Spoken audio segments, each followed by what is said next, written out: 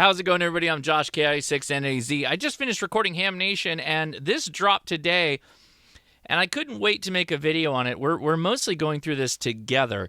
This is a public release from the FCC in regards delete docket 25-133.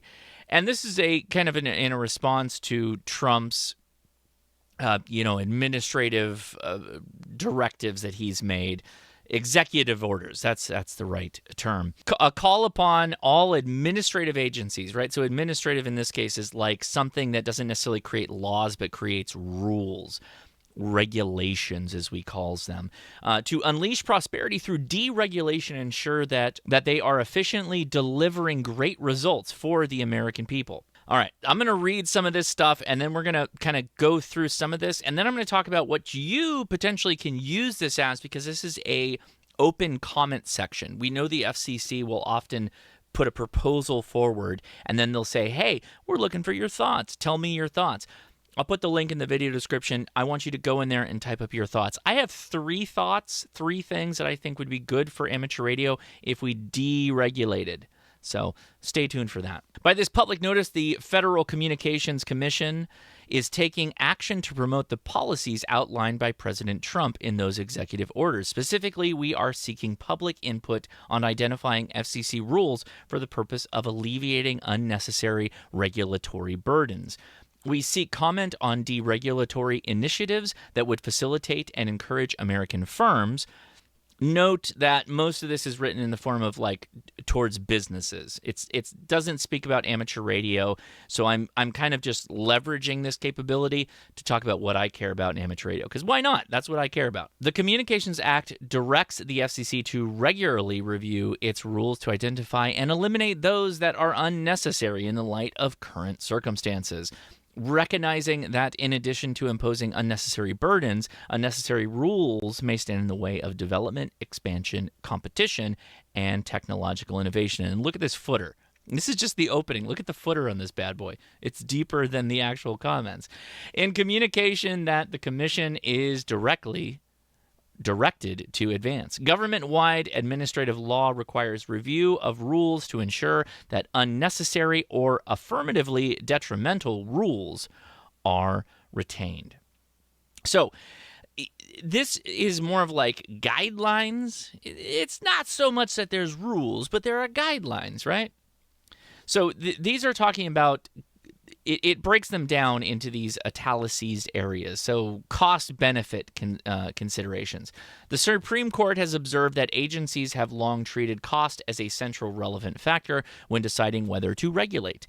Consideration of cost reflects the understanding that reasonable regulation ordinarily requires paying attention to the advantages and the disadvantages of agency decisions. It also reflects the reality that too much wasteful expenditure devoted to one problem may well mean considerably fewer resources available to deal effectively with other, perhaps more serious problems. Now, if you had to add one thing to any list of things, regulation often goes after the smallest molecule of the entire cell that is causing the most problem, but at the end of the day, their impact, if you will, means the least amount of damage to the entire cell, the rest of the organism.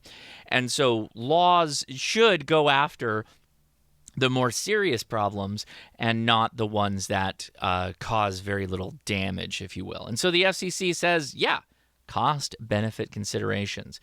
Jumping through this, they break this down as well. Again, look at these footers, man. These footers are insane.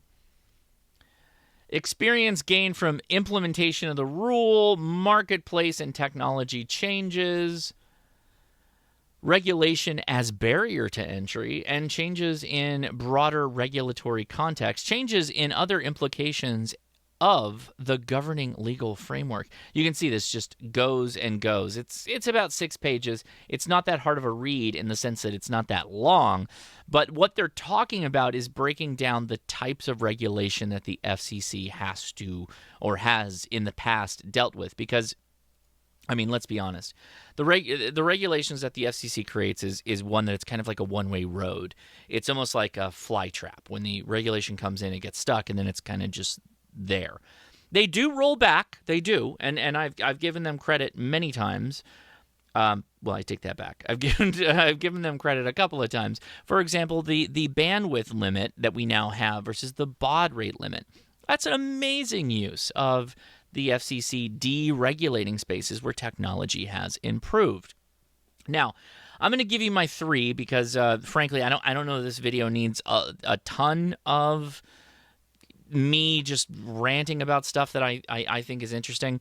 So the 3 are: 1, we regulate amplifiers in the amateur radio space, and it would be cool if we could deregulate amplifiers. Wouldn't it be cool, hypothetically, if we could have a company produce an amplifier that took QRP power output, or what we call drive, and gave you full legal limit? Is that technologically something that, like, there's some issues there? There's absolutely some issues there. Yeah, there is. And it would be cool, though, if we were allowed as amateurs to explore that space and to deregulate that, right? That would be one of the areas that I would consider deregulation in. I think it would be fun to do that. I think it'd be good for the amateur radio hobby. The second, actually, I take that back. I have now 4. So the second is, I would like to see more spread spectrum operation. I think that's an area that we as amateurs are not really delving into. It is an area that is hugely popular within military, government, and even some of the private sectors in the space of what they can do. Spread spectrum basically means that you have a frequency space. It could be multi-banded, meaning you jump from 40 meters to 20 meters. Not necessarily such wide band jumps, but within a band, you jump around within those band spaces.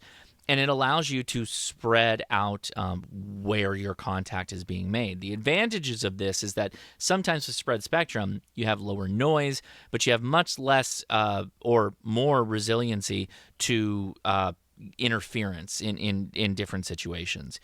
ALE, for instance, right, is like a brute force, hardcore, thick-headed version of spread spectrum in that sense that it band hops, but then it finds the band where the communication is possible, and then it kind of just stops there, right? So there you go. There's another one. Now, of course, since we're going down this road of regulation, why stop with, 2700, 2.7 kilohertz, 2700 hertz for the... for our bandwidth limit on digital modes? Why not just remove that completely? Or at least consider deregulating bandwidth space usage on some of the modes that we use. I have to. I know I'm gonna get some angry people in the comments on this one, right? Human voice, you can put it up to like 6K, 6 kilohertz wide, and it sounds really good, right? It sounds really good if you have a really strong path.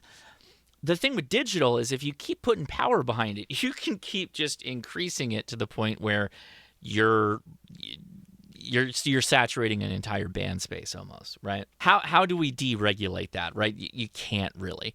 I love the 2.7 kilohertz. I think it's good. I think it's a good number that they set with. But if we're asking about deregulation, then let's talk about why the regulation exists.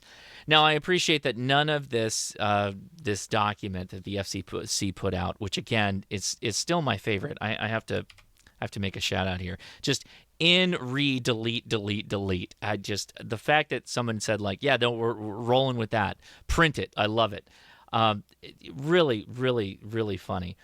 Now, the last one is the one that definitely will get the most eye rolls. And this is something that I've talked about a lot on my channel.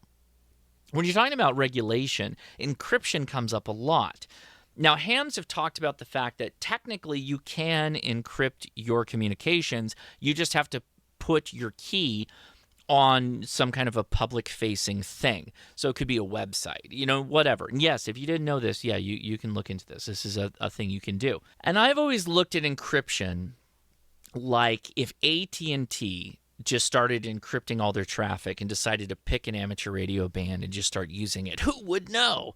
Realistically, hams would direction find them pretty quickly, right? So I'm not really against opening up encryption in this space. I'm thinking about it in the sense of like, what can we do with the space we're allocated? I don't know that encryption is that bad. On HF, yeah, on HF that could be a problem because now you're almost it's much difficult. It's much more difficult to DF an HF station. I think we all know that. We've tested that, right? We've tried to do that. But on VHF, UHF, you're still going to know where that station is, and if they're using it to cause interference, well, you can still find them. So they're not completely anonymous, right? Because again, if some jerk is just playing the Sex Pistols on your repeater, well, that's almost the same as encrypted because you don't know their call sign. You have to figure out where they're transmitting from. So I'm not really seeing why we're preventing access to encryption on that last bit because, again, it's like entirely not that big a deal when you think about the communication. But it's the non-public aspect. I think that's the problem. Because, again, amateur radio is supposed to be something that it brings people in. It's supposed to be something that builds upon the community and brings people together. And I want to continue to support that. I want you all to continue to support that. But, yeah, I don't know. I'm going to leave this up to you in the comments. What regulation, and yes, the responses to this request, that link will be in the video description for you to add your thoughts. I am of the long standing that a form letter for the FCC is not the way. You other human that are watching this video need to go put your thoughts in the form of a response. That's the only way this gets done appropriately. And if there's a common thread that goes along the amateur radio space of people talking about regulation with regards to amateur radio, I think it's good. Now, I'm going to leave this with a caveat.